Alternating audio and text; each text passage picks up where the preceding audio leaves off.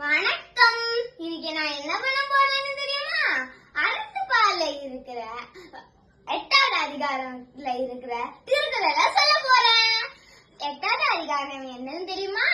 அன்புடைமை. அன்புடைமையில மோடோ 5 குறளை சொல்ல போகிறேன்.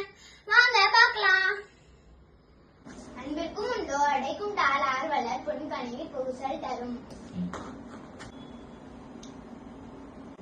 அன்பிலார் எல்லாம் தமக்குரியர் அன்புடையார் என்பும் உரியர் பிறர்க்கு.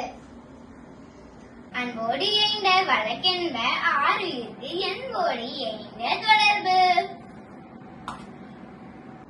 அன்பெனும் ஆர்வம் உடைமை அது ஈனும் நண்பெனும் நாடா சிறப்பு. அன்புற்று அமர்ந்த வழக்கென்ப வையகத்து இன்புற்றார் எயிடும் சிறப்பு.